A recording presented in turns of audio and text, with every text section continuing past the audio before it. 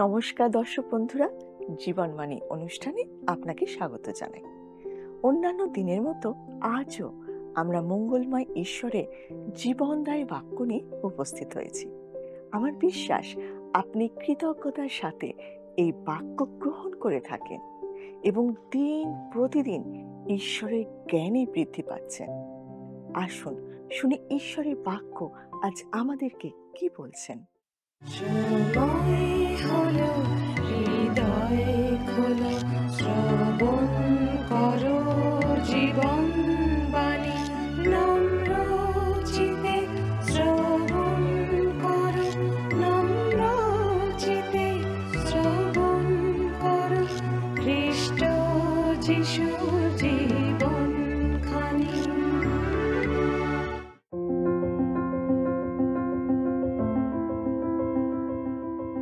আপনি নিশ্চয়ই জানেন আমরা বর্তমানে পবিত্র বাইবেলের জিএসকেল ভাববাদী পুস্তকটি আলোচনা করছি। আজকে আমরা এই পুস্তকের 18, 19 এবং 20 অধ্যায় থেকে আলোচনা করব। এর আগে আমরা দেখেছি জিএসকেল ভাববাদীকে ঈশ্বর দুটি ঈগল পাখির সুন্দর এক দর্শন দেখিয়েছিলেন। একটি ঈগল পাখি বাবিল এবং তার রাজা নবুখুদনেচ্ছর, সে আসবে এবং জেরুসালেম থেকে জিহুদীদের সর্বোচ্চ ব্যক্তি রাজা সিদিকিওকে বন্দি করে নিয়ে যাবে। অন্যরা মিশরে আশ্রয় নেবে। মিশর আরেক বড় ঈগল পাখির তুল্য, কিন্তু তারাও রক্ষা পাবে না, কারণ নবুখুদনেচ্ছর মিশরও দখল করবেন। এর মাধ্যমে আমরা বুঝতে পেরেছি যে ঈশ্বর অবশ্যই পাপের দণ্ড দিয়ে থাকেন। পাপের বেতন মৃত্যু, এই বিষয়টার একটা জ্বলন্ত উদাহরণ জেরুসালেম। 18 অধ্যায়ে আমরা দেখব ঈশ্বর খুব নির্দিষ্ট করে প্রত্যেক ব্যক্তির বিচার করে থাকেন।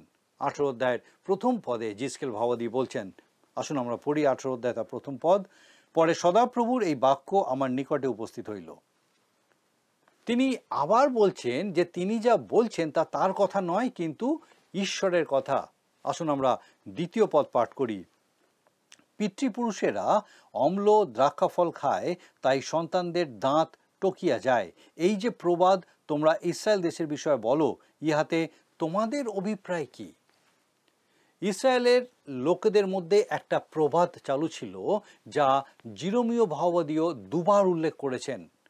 জিরমীয় ভাববাদী পুস্তকের 31 অধ্যায়ের 29 পদে লেখা আছে, তৎকালে লোকে আর বলিবে না, পিতারা অম্ল দ্রাক্ষাফল খাইয়াছিলেন, তাই সন্তানদের দাঁত টকিয়াছে। আবার বিলাপ 5 অধ্যায়ের 7 পদে আমরা দেখতে পাই লেখা আছে, আমাদের পিতৃপুরুষেরা পাপ করিয়াছেন, এখন তাহারা নাই, আমরাই তাহাদের অপরাধ বহন করিয়াছি।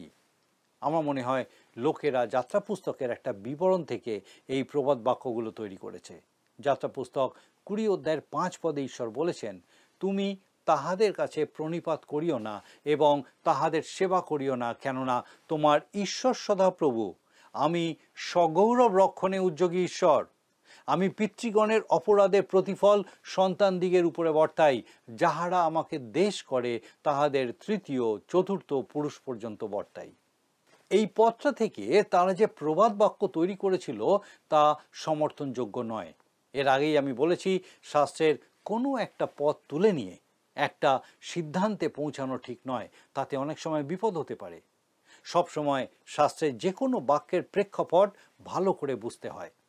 কোনো কোনো ক্ষেত্রে বাবার দোষে ছেলে মেয়েদের অনেক ভোগান্তি হয়, কিন্তু ঈশ্বর ব্যক্তিগতভাবে প্রত্যেককে তাদের কৃতকর্ম অনুযায়ী বিচার করেন এবং শাস্তি দেন, এবং সেটা অনন্ত জীবনের জন্য নয়। সেই বিচার এবং শাস্তি এই জগতের জন্য, যে যেমন কর্ম করবে সে তেমন ফল পাবে।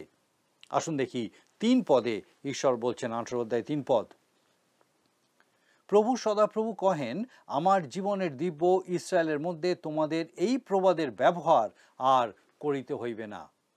এই অধ্যায়ে বারবার বাঁচা এবং মরা শব্দ দুটোকে ব্যবহার করা হয়েছে। এখানে জীবন আর মৃত্যুর সম্বন্ধে যা বলা হয়েছে তা অনন্ত জীবন বা অনন্ত মৃত্যুর সম্বন্ধে নয়, কিন্তু এই জগতের জীবন ও মৃত্যু সম্বন্ধেই বলা হয়েছে। ঈশ্বর এই জগতে কিভাবে আলাদা আলাদাভাবে প্রত্যেকের বিচার করেন সেটাই বুঝিয়েছেন। গোটা অধ্যায়টা যখন আমরা পাঠ করব তখন এই বিষয়টা খেয়াল রাখব। আসুন আমরা 4 অধ্যায় দেখি লেখা আছে, দেখো সমস্ত প্রাণ আমার, যেমন পিতার প্রাণ তদ্রূপ সন্তানের প্রাণও আমার। যে প্রাণী পাপ করে সেই মরিবে। ঈশ্বর বলছেন সমস্ত প্রাণ তাঁর। বাবার অপরাধ তখনই সন্তানদের উপরে বর্তায় যখন সন্তানেরা বাবার পথ অনুসরণ করে অপরাধ করে। প্রত্যেক মানুষই নিজ অপরাধে মরিবে। দ্বিতীয় বিবরণ 24 অধ্যায় 16 পদে লেখা আছে, সন্তানের জন্য পিতার কিংবা পিতার জন্য সন্তানের প্রাণদণ্ড করা যাইবে না। প্রতিজন আপন আপন পাপ প্রযুক্তই প্রাণদণ্ড ভোগ করিবে। যে পাপ করেছে তারই মৃত্যুদণ্ড হবে, অর্থাৎ ঈশ্বর প্রত্যেক ব্যক্তির বিচার করেন। এখন আমি পাঠ করব 18 অধ্যায় 5 থেকে 9 পদ। আপনার কাছে আমার অনুরোধ, আমার সঙ্গে আপনিও বাইবেল খুলুন 18 অধ্যায় 5 থেকে 9 পদ। পরন্তু কোনো ব্যক্তি যদি ধার্মিক হয় এবং ন্যায় ও ধর্মাচরণ করে, পর্বতের উপরে ভোজন করে নাই, ইসরায়েল কুলের পুত্তলিগণের প্রতি দৃষ্টিপাত করে নাই, আপন প্রতিবাসী স্ত্রীকে ভ্রষ্ট করে নাই ও ঋতুমতী স্ত্রীর নিকটেও যায় নাই, এবং কাহারও প্রতি দৌরাত্ম্য করে নাই, ঋণীকে বন্ধক ফিরাইয়া দিয়াছে, কাহারও দ্রব্য বলপূর্বক অপহরণ করে নাই, ক্ষুদিত লোককে অন্ন দিয়াছে ও উলঙ্গকে বস্ত্র পরাইয়াছে, সুদের লোভে ঋণ দেয় নাই, কিছু বৃদ্ধি লয় নাই, অন্যায় হইতে আপন হস্ত ফিরাইয়াছে, মনুষ্যদের মধ্যে যথার্থ বিচার করিয়াছে, আমার বিধিপথে গমন করিয়াছে এবং সত্য আচরণের উদ্দেশ্যে আমার শাসনকলাপ পালন করিয়াছে, তবে সেই ব্যক্তি ধার্মিক, সে অবশ্যই বাঁচিবে, ইহা প্রভু সদাপ্রভু কহেন। যারা ঈশ্বরকে জলাঞ্জলি দেয়নি, যারা ধার্মিক জীবনযাপন করছে, যারা ঈশ্বরের নিয়ম লঙ্ঘন করেনি, যারা সততার পথে চলেছে, ঈশ্বর বলছেন তারা অবশ্যই বাঁচবে। তিনি এই জীবনের কথা বলছেন, অনন্ত জীবনের জন্য নয়। পুরাতন নিয়মে ঈশ্বর এই রকম ভালো মানুষদের বর্তমান জীবনকে আশীর্বাদযুক্ত করার কথা বলেছেন। 10 পদে তিনি বলছেন, দেখুন লেখা আছে, কিন্তু সেই ব্যক্তির পুত্র যদি দস্যু ও রক্তপাতকারী হয় এবং সেই প্রকার কোনো একটা কার্য করে, সেই সকলের কর্তব্যের কোনো কর্ম না করে, অর্থাৎ কোনো ধার্মিক ব্যক্তির অধার্মিক সন্তান থাকতেই পারে। 13 পদে দেখবেন লেখা আছে, তবে সে কি বাঁচিবে? সে বাঁচিবে না। সে এই সকল ঘৃণার্য কার্য করিয়াছে, সে মরিবেই মরিবে, তাহার রক্ত তাহারই উপরে বর্তিবে। ঈশ্বর বলছেন তিনি তার বিচার করবেন। বাবা ধার্মিক ছিলেন বলে সন্তান পার পেয়ে যাবে না। আবার 14 পদে তিনি বলছেন, আবার দেখো, ইহার পুত্র যদি আপন পিতার কৃত সমস্ত পাপ দেখিয়া বিবেচনা করে ও তদনুযায়ী কার্য না করে, অর্থাৎ কোনো অধার্মিক বাবার সন্তান তার বাবার পথ অনুসরণ নাও করতে পারে, সে অধর্মাচরণ নাও করতে পারে। ইসরায়েলের ইতিহাসে এই রকম ভুরি ভুরি উদাহরণ আছে। আহস রাজা অন্যতম দুষ্ট রাজা ছিলেন, কিন্তু তার পুত্র হিজকিয়ও মন্দ ছিলেন না, তিনি অনেক সংস্কার করেছিলেন। আবার রাজা যোশীও খুব ভালো মানুষ ছিলেন, কিন্তু তার বাবা খুবই দুষ্ট লোক ছিলেন। আসুন দেখি 17-18 পদে কি লেখা আছে। 17 অধ্যায়ের শেষ অংশ পাঠ করলে আমরা দেখতে পাবো ঈশ্বর বলছেন, যে ব্যক্তি ধার্মিক জীবনযাপন করছে, ঈশ্বরকে অসন্তুষ্ট করেনি, সে বিধিকলাপ মেনে চলছে, সে অবশ্যই বাঁচবে। পিতার অপরাধে সে মরবে না। আসুন দেখি লেখা আছে 17 পদ, দুঃখী লোকের প্রতি উপদ্রব হইতে আপন হস্ত নিবারণ করিয়াছে, সুদ বা বৃদ্ধি লয় নাই, আমার শাসন পালন করিয়াছে ও আমার বিধিপথে গমন করিয়াছে, তবে সে আপন পিতার অপরাধে মরিবে না, সে অবশ্যই বাঁচিবে। তারপরে 18 পদ দেখুন লেখা আছে, কিন্তু তাহার পিতা ভারী উপদ্রব করিত, ভ্রাতা দ্রব্য বলপূর্বক অপহরণ করিত, স্বজাতীয় লোকদের মধ্যে অসৎকর্ম করিত, তাই দেখো সে আপন অপরাধে মরিল। ঈশ্বর বলছেন এই জগতে প্রত্যেকটা মানুষ যে যেমন জীবনযাপন করবে তার জন্য তেমন বিচার হবে, অর্থাৎ সে সেই রকম ফল ভোগ করবে। আমাদের মনে রাখতে হবে, এখানে যে বিচারের বা জীবন বা মৃত্যুর কথা বলা হচ্ছে তা অনন্ত জীবনের জন্য নয়। যাই হোক, ইসরায়েলের জানা উচিত কোন কোন বিষয়ের উপর ভিত্তি করে ঈশ্বর তাদের বিচার করবেন। 20 পদে আরো স্পষ্ট করে সেই বিষয়ে বলা আছে। সেখানে লেখা হয়েছে, যে প্রাণী পাপ করে সেই মরিবে, পিতার অপরাধ পুত্র বহন করিবে না ও পুত্রের অপরাধ পিতা বহন করিবে না। ধার্মিকের ধার্মিকতা তাহার উপর বর্তিবে ও দুষ্টের দুষ্টতা তাহার উপরে বর্তিবে। 4 পদেও আমরা এই একই বাক্য দেখেছি, যে প্রাণী পাপ করে সেই মরিবে। তাই ইসরায়েল জাতিকে শুনুন, ঈশ্বর কি পরামর্শ দিচ্ছেন। আসুন আমরা 18 অধ্যায়ের 31 পদ পাঠ করি। লেখা আছে, তোমরা আপনাদের কৃত সমস্ত অধর্ম আপনাদের হইতে দূরে ফেলিয়া দাও এবং আপনাদের জন্য নতুন হৃদয় ও নতুন আত্মা প্রস্তুত করো, কেননা হে ইসরায়েল কুল, তোমরা কেন মরিবে? মনস্তত্ত্ববিদরা বলে থাকেন, কোনো বাচ্চা ছেলে বা মেয়েকে যদি তার মা ছোটবেলায় ঠিক ঠিক যত্ন না করে, অথবা সে যদি মায়ের ভালোবাসা না পায়, অথবা তাকে শাসন করা না হয়, তাহলে সে বিগড়ে যায়। কিন্তু এই অধ্যায়ে আমরা সেই প্রশ্নের একটা উত্তর খুঁজে পাচ্ছি, যে পাপী সে নিজেই পাপ করে। বাংলায় একটা প্রবাদ আছে, নিজের ভালো নিজেকেই বুঝতে হবে। ঈশ্বরের বিচার আসনের সামনে আমাদের প্রত্যেককে দাঁড়াতে হবে, তখন আমরা আমাদের বাবা মাকে দোষ দিতে পারবো না। জিএসকেল বাবাদি খুব স্পষ্ট করে বলছেন, জিহুদিরা এই জীবনে যা যা অপরাধ করেছে, ঈশ্বর সেই সমস্ত অপরাধ ধরে তাদের বিচার করবেন। দেখুন 32 পদে ঈশ্বর বলছেন, কারণ যে মরে তাহার মরণে আমার কিছু সন্তোষ নাই, ইহা প্রভু সদাপ্রভু বলেন, অতএব তোমরা মন ফিরাইয়া বাঁচো।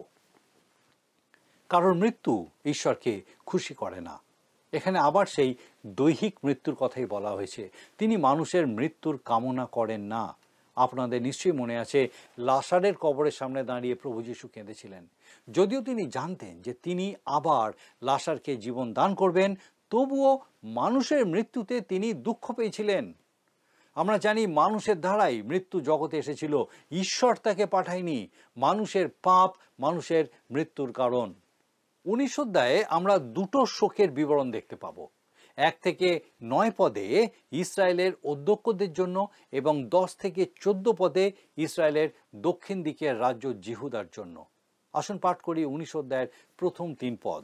লেখা আছে, আর তুমি ইসরায়েলের অধ্যক্ষগণের বিষয়ে বিলাপ করো, বলো, তোমার মাতা কি ছিল? সে তো সিংহী ছিল, সিংহগণের মধ্যে শয়ন করিত, যুব সিংহদের মধ্যে আপন বৎসদিগকে প্রতিপালন করিত।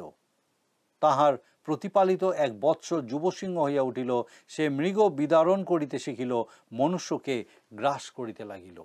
এটা জিএসকেল ভাববাদীর বিলাপ নয়, এটা সদাপ্রভুর বিলাপ। এ তাঁরই বিলাপ, যিনি কয়েকশো বছর পর জেরুসালেমের দিকে তাকিয়ে দুঃখ করে একইভাবে বলেছিলেন, হা জেরুসালেম জেরুসালেম, তুমি ভাববাদীগণকে বধ করিয়া থাকো ও তোমার নিকটে যাহারা প্রেরিত হয় তাহাদিগকে পাথর মারিয়া থাকো।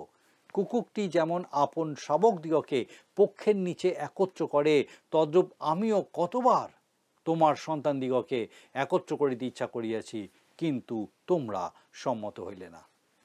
তিনি জিহুদার অধ্যক্ষদের জন্য কাঁদছেন। এই অধ্যক্ষ বা রাজারা সংখ্যায় খুব কম, কিন্তু তাদের জন্য ভাববার লোক আরও কম। কেবলমাত্র ঈশ্বরই তাদের জন্য চিন্তা করেন, তিনি তাদের জন্য চোখের জল ফেলেন। এখন প্রশ্ন হলো, আপনার জন্য কি কেউ ভাবে? হয়তো দু একজন আপনার জন্য ভাবলেও ভাবতে পারে। আপনি যেখানে কাজ করেন, আপনার সেই কর্মস্থলে কি কি আপনার জন্য খুব চিন্তা করেন? আপনার মণ্ডলীর লোকেরা কি আপনার জন্য খুব চিন্তা করেন? আপনার পরিবারের লোকেরা, তারাও কি আপনার জন্য চিন্তিত? একজন সফল ব্যবসায়ী বলেছিলেন, তার জন্য যে কেউ চিন্তা করে সেটা তিনি কখনো উপলব্ধি করেননি, কিন্তু সবাই যে তার কাছ থেকে কিছু পেতে আশা করে সেটা তিনি বুঝতেন।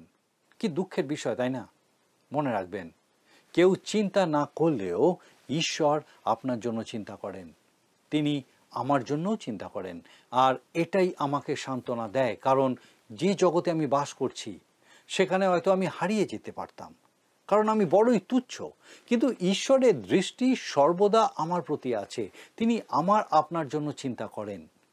জিহুদার রাজাদের জন্য কাঁদবার লোক খুব কম ছিল, কেবলমাত্র ঈশ্বরই তাদের জন্য চিন্তা করতেন। তিনি যখন সিংহের বিষয়ে বলছেন, তিনি জিহুদাকে সিংহের সাথে তুলনা করছেন। জিহুদা সিংহ শাবক। আদি পুস্তক 49 অধ্যায়ের 9 পদে যাকব সেইভাবেই বলেছেন, জিহুদা সিংহ শাবক, বৎস তুমি মৃগ বিদারণ হইতে উঠিয়া আসিলে, সে শয়ন করিল, গুড়ি মারিল, সিংহের ন্যায় ও সিংহীর ন্যায় কে তাহাকে উঠাইবে? আবার প্রকাশিত বাক্য 5 অধ্যায়ের 5 পদে প্রভু যীশুকে সিংহের সাথে তুলনা করা হয়েছে। লেখা আছে, তাহাতে সেই প্রাচীন বর্গের মধ্যে একজন আমাকে কহিলেন, রোদন করিও না, দেখো, যিনি জিহুদা বংশীয় সিংহ, দাউদের মূল স্বরূপ, তিনি ওই পুস্তক ও উহার সপ্ত মুদ্রা খুলিবার নিমিত্ত বিজয়ী হইয়াছেন। কিন্তু জিহিজকেল ভাববাদী এখানে যে সিংহ শাবকের কথা বলছেন তা জিহুদা রাজ জিহোয়াহস, তিনি মাত্র 3 মাস রাজত্ব করেছিলেন। তার বিষয়ে ঈশ্বর বলছেন সে মনুষ্য দিগকে গ্রাস করিতে লাগিল, অর্থাৎ অত্যাচারী রাজা ছিল। 19 অধ্যায় 6 পদে জিহিজকেল ভাববাদী জিহুদার আরেক সিংহ শাবকের কথা, অর্থাৎ আরেক রাজার কথা বলছেন, রাজা জিহোয়াখিন। সেও একইভাবে অত্যাচারী রাজায় পরিণত হয়েছিল, তাকেও শাস্তি পেতে হয়েছিল। আসুন আমরা পড়ি 19 অধ্যায়ের 10 থেকে 12 পদ। দেখুন লেখা আছে, তোমার রক্তে তোমার মাথা জলরাশির নিকটে রোপিত দ্রাক্ষালতা স্বরূপ ছিল। সে অনেক জল প্রযুক্ত, ফলবান ও শাখায় পূর্ণ হইল। আর তাহার শাখাদণ্ড দৃঢ় ও কর্তৃত্বকারীদের রাজদণ্ড হইবার যোগ্য হইল। সে দীর্ঘতায় মেঘস্পর্শী এবং উচ্চতায় ও শাখা বাহুল্যে বিরাজমান হইল। কিন্তু সে কোপে উৎপাটিত হইল, ভূমিতে নিক্ষিপ্ত হইল। পূর্বীয় বায়ুতে তাহার ফল শুষ্ক হইয়া পড়িল। তাহার দৃঢ় শাখা সকল ভগ্ন ও শুষ্ক হইল, অগ্নি সেগুলি গ্রাস করিল। এখানে আমরা জিহুদা দেশের জন্য শোকের বিষয় দেখব। লোকেরা সেই দেশে আসার পর ঈশ্বর সেই দেশকে আশীর্বাদ যুক্ত করেছিলেন। দ্রাক্ষালতার মতন তিনি তাদের সেই দেশে রোপণ করেছিলেন, কিন্তু এখন তিনি তাদের সেখান থেকে তুলে নিচ্ছেন, অন্য স্থানে নির্বাসনে পাঠাচ্ছেন। সেই জাতির ইতিহাসে এটা সত্যি খুব দুঃখজনক বিষয় ছিল। 20 থেকে 24 অধ্যায়ে জেরুসালেমের ভবিষ্যৎ শাস্তি প্রসঙ্গে বলা হয়েছে। এই প্রসঙ্গে 2টি বিষয়ের প্রতি আমি আপনার দৃষ্টি আকর্ষণ করতে চাই। প্রথমত, কত দীর্ঘ সময় ধরে ঈশ্বর জেরুসালেমের নাগরিকদের কাছে তার বার্তা দিচ্ছিলেন। নবুখুদ্নেসর যখন শহর অবরোধ করেছিলেন তখনও তিনি তাদেরকে রক্ষা করতে চেয়েছিলেন। অসুরীয়দের তিনি যেমন অনুমতি দেননি জেরুসালেমকে ধ্বংস করার, ঠিক তেমনইভাবে হয়তো তিনি নবুখুদ্নেসরকেও ফেরত পাঠাতে পারতেন, কিন্তু লোকেরা ঈশ্বরের প্রতি ফেরেনি, আর তাই শাস্তি নেমে এসেছিল। আর দ্বিতীয় বিষয়টি হলো, যখন নবুখুদ্নেসর জেরুসালেম অবরোধ করেছিলেন তখনই জিহিজকেল ভাববাদীর স্ত্রী মারা গেছিল। আর ঈশ্বর তাকে বলেছিলেন সে যেন তার স্ত্রীর মৃত্যুর জন্য শোক না করে। আর এটাই জিরোমীয় আর জিহিজকেলের মধ্যে তফাৎ। জিরোমীয় ছিলেন দুর্বল চিত্ত, তিনি যে বার্তা ঘোষণা করতেন তাতে তার নিজেরই হৃদয় ভেঙে যেত, তিনি কাঁদতেন। আর সেই জন্যই প্রভু যিশুকে জিরোমীয়র সাথে তুলনা করা হয়, কারণ তিনিও কেঁদেছিলেন। কিন্তু জিহিজকেল ভাববাদী সত্যি কথা বলতে কি, তিনি অভিনয় করতেন। তিনি কেবল তার অংশটুকু অভিনয় করতেন। যে বার্তা তিনি ঘোষণা করতেন তার দ্বারা তিনি খুব বেশি প্রভাবিত হতেন না। তিনি সত্যি খুব কঠিন চিত্ত মানুষ ছিলেন। পরিষ্কার করে বলতে হয় তিনি কেবলমাত্র ঈশ্বরের মুখপাত্র ছিলেন। আসুন আমরা দেখি 20 অধ্যায়ের 1ম পদে লেখা আছে, 7ম বৎসরের 5ম মাসে মাসের 10ম দিনে ইসরায়েলের প্রাচীনবর্গের মধ্যে কয়েকজন পুরুষ সদাপ্রভুর কাছে অন্বেষণ করিবার জন্য আসিয়া আমার সম্মুখে বসিল। 20 অধ্যায়ে আমরা ইসরায়েলের লম্বা পাপের ইতিহাস দেখব। এই সময় লোকেরা বারবার জিহিজকেল ভাববাদীর কাছে আসছিল, তারা ঈশ্বরের বিষয় জানতে চাইছিল। সময়টা আনুমানিক 590 খ্রিস্টপূর্বাব্দ। এর অল্প পরেই আনুমানিক 586 খ্রিস্টপূর্বাব্দে জেরুসালেম শহর ধ্বংস হয়েছিল। 2য় পদে একইভাবে জিহিজকেল ভাববাদী বলছেন, দেখুন লেখা আছে 2য় পদ, তখন সদাপ্রভুর এই বাক্য আমার নিকটে উপস্থিত হইল। অর্থাৎ জিহিজকেল ভাববাদী নিজে বলছেন না, কিন্তু ঈশ্বর বলছেন, তিনি শুধু তার মুখপাত্র। এবারে পাঠ করব 3 ও 4 পদ। আপনি আমার সাথে পাঠ করতে পারেন 3 ও 4 পদ। হে মনুষ্য সন্তান, তুমি ইসরায়েলের প্রাচীনবর্গের সহিত আলাপ করিয়া তাহাদিওকে বলো, প্রভু সদাপ্রভু এই কথা কহেন, তোমরা কি আমার কাছে অন্বেষণ করিতে আসিয়াছ? প্রভু সদাপ্রভু কহেন, আমার জীবনের দিব্য, আমি তোমাদিওকে আমার কাছে অন্বেষণ করিতে দিব না। হে মনুষ্য সন্তান, তুমি কি তাহাদের বিচার করিবে? তুমি কি তাহাদের বিচার করিবে? তবে তাহাদের পিতৃপুরুষদের ঘৃণার্য ক্রিয়া সকল তাহাদিওকে জ্ঞাত করো। ওই লোকেরা এসেছিল শুধু অভিযোগ জানাতে এবং ঈশ্বরের সমালোচনা করতে। তারা বলতে চাইছে যে তিনি অন্যায়ভাবে তাদের বিচার করছেন, জেরুসালেমকে অন্যায়ভাবে ধ্বংস করছেন। অর্থাৎ এখন থেকেই তাদের মাথার মধ্যে ঢুকে গেছে যে জেরুসালেম ধ্বংস হতে চলেছে। জিসকেল বাবদি এই বিষয়ে তাদের সাথে গোড়া থেকে কথা বলতে চাইলেন, কারণ ঈশ্বর কেন জেরুজালেম ধ্বংস করছেন সেটা তাদের জানা উচিত। আসুন আমরা 20 অধ্যায় 5 পদে দেখি লেখা আছে, আর তাহাদিওকে বলো, প্রভু সদাপ্রভু এই কথা কহেন, আমি যেদিন ইসরায়েলকে মনোনীত করিয়াছিলাম, যাকবের কুলজাত বংশের পক্ষে হস্ত উত্তোলন করিয়াছিলাম, মিশর দেশে তাহাদের কাছে আপনার পরিচয় দিয়াছিলাম, যখন তাহাদের পক্ষে হস্ত উত্তোলন করিয়া বলিয়াছিলাম, আমি তোমাদের ঈশ্বর সদাপ্রভু। ঈশ্বর একদম শুরুতে চলে গেছেন, যখন তিনি তাদেরকে মিশর দেশের দাসত্ব শৃঙ্খল থেকে উদ্ধার করে উন্মুক্ত প্রান্তরে নিয়ে এসেছিলেন। কিন্তু তার প্রতিদানে তারা কি করলো আসুন দেখি, লেখা আছে 13 পদে, কিন্তু ইসরায়েল কুল সেই প্রান্তরে আমার বিরুদ্ধাচারী হইল, আমার বিধিপথে চলিল না এবং আমার শাসনকলাপ অগ্রাহ্য করিল, যাহা পালন করিলে তদ্বারা মনুষ্য বাঁচে, আর আমার বিশ্রাম দিন সকল অতিশয় অপবিত্র করিল। তখন আমি কহিলাম, আমি তাহাদিওকে সংহার করিবার জন্য প্রান্তরে তাহাদের উপরে আমার কোপ ঢালিব। সেই লোকেরা যারা প্রান্তরে পৌঁছেছিল তারা ক্রমে ঈশ্বরের বিরুদ্ধাচারী হয়ে উঠেছিল, আর ঈশ্বরের কোপে তারা প্রান্তরেই হত হয়েছিল। 21 এবং 22 পদ পাঠ করলে আমরা দেখতে পাবো তাদের পরবর্তী বংশধরেরাও ঈশ্বরের বিরুদ্ধাচারী ছিল। 21 এবং 22 পদ দেখুন, লেখা আছে, তথাপি সেই সন্তানগণ আমার বিরুদ্ধাচারী হইল, তাহারা আমার বিধিপথে চলিল না এবং আমার শাসনকলাপ পালনার্থে রক্ষা করিল না, যাহা পালন করিলে তদ্বারা মনুষ্য বাঁচে, তাহারা আমার বিশ্রাম দিনও অপবিত্র করিল। তখন আমি কহিলাম, আমি তাহাদের উপরে আপন কোপ ঢালিব, প্রান্তরে তাহাদিগেতে আপন ক্রোধ সাধন করিব। তথাপি আমি হস্ত আকর্ষণ করিলাম, আপন নামের অনুরোধে কার্য করিলাম, যেন সেই জাতিগণের সাক্ষাতে আমার নাম অপবিত্রীকৃত না হয়, যাহাদের সাক্ষাতে তাহাদিওকে বাহির করিয়া আনিয়াছিলাম। আজ আমরা এখানেই শেষ করব, বাকি অংশ আমাদের পরের অনুষ্ঠানে আমরা আলোচনা করব। আমরা আজকে দেখলাম ঈশ্বর বারবার বলছেন, যে পাপ করবে সেই মরবে। একজনের পাপ অন্যজনের মৃত্যুর কারণ হবে না, আর এই মৃত্যু বা এই শাস্তি অনন্ত জীবনের জন্য নয়, কিন্তু এই জগতে এই জীবনের জন্য। আর আমরা সকলেই সেটা বিশ্বাস করি, যে যেমন কর্ম করবে সে তেমনই ফল পাবে। কিন্তু মানুষের মরণে ঈশ্বর সন্তুষ্ট হন না, আর তাই তিনি ইসরায়েল জাতিকে বারবার অনুতপ্ত হয়ে তার কাছে ফিরে আসতে বলেছিলেন, কিন্তু তারা তার কথা শোনেনি।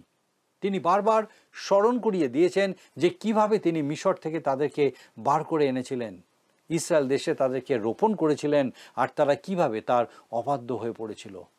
আমরা দেখেছি জিসকেল বাবদির কাছে কয়েকজন প্রাচীন ব্যক্তি এসেছিল, তারা ঈশ্বরের বিরুদ্ধে অভিযোগ নিয়ে এসেছিল।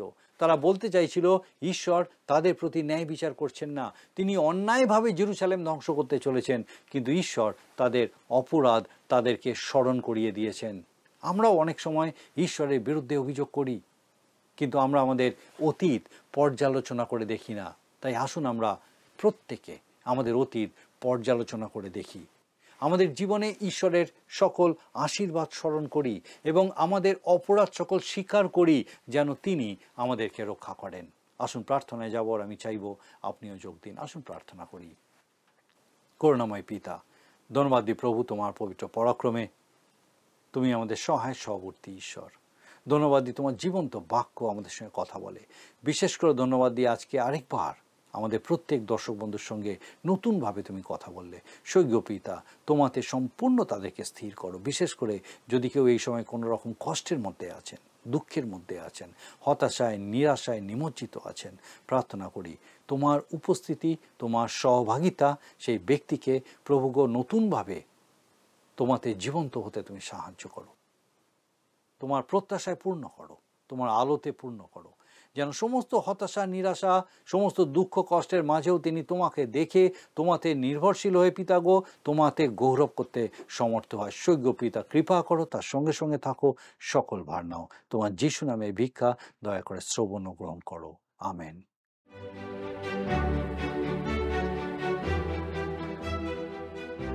প্রিয় দর্শক বন্ধুরা, আমাদের এই ধারাবাহিক বাইবেল শিক্ষার অনুষ্ঠানটি শোনবার জন্য আপনাকে অশেষ অশেষ ধন্যবাদ। আপনি নিশ্চয়ই দিন প্রতিদিন ঈশ্বরের বাক্যে সমৃদ্ধ হচ্ছেন। এবং আমি বিশ্বাস করি তা আপনার জীবনে ঈশ্বরের ইচ্ছা অনুসারে পরিবর্তিত হচ্ছেন। আমরা যা শুনছি তা মনে রাখার জন্য আমাদের প্রত্যেক দিন ঈশ্বরের বাক্য পাঠ করতে হবে। আশা করি আপনি তা নিশ্চয়ই করবেন। এখন আমরা আজকের দিনের প্রশ্নটা মন দিয়ে শুনে নিই। প্রিয় বন্ধু, আসুন আমরা আজকের প্রশ্নোত্তরে আসি। গতকালের প্রশ্নের উত্তর অপশন বি, বাবিল এবং মিশর। আজকের প্রশ্ন, অম্ল দ্রাক্ষাফল খেলে কি হয়? অপশন এ, বদহজম হয়, বি, বমি হয়, সি, দাঁত টকে যায়, ডি, জ্বর হয়।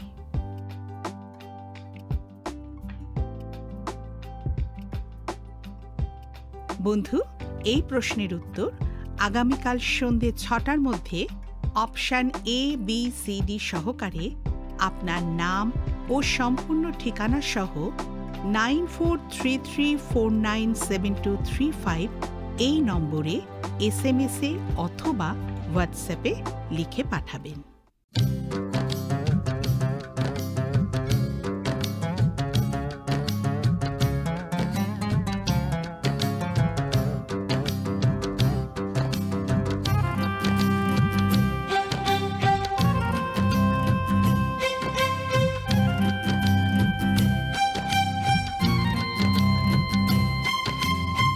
গাইছি আমি আজি সেই নাম, গাইছি আমি আজি সেই নাম, প্রিয় নাম মোর যিশু নাম, প্রিয় নাম মোর যিশু নাম। পথ সত্য সেই যে, সেই তো জীবন, পথ সত্য সেই যে, সেই তো জীবন।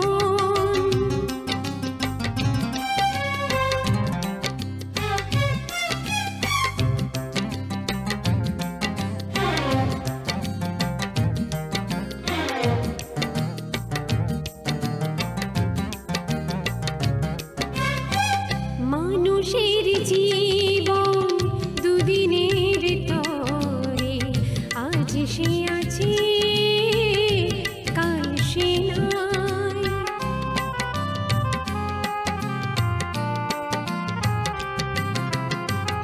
এসেছি যে একা, চলে যাব একা, করে সে নাম নিত্য ধ্যান, সেই নাম মোর যিশু নাম, সেই নাম মোর যিশু নাম, সেই নাম মোর যিশু নাম, সেই নাম মোর যিশু নাম।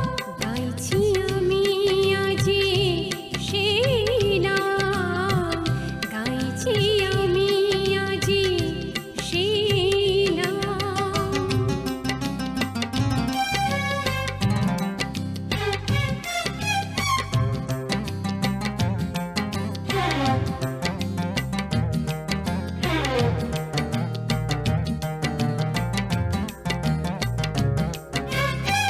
জগতের প্রতিকূলে শুধুই মরণ, যিশু নামেই পাবো অমৃত জীবন।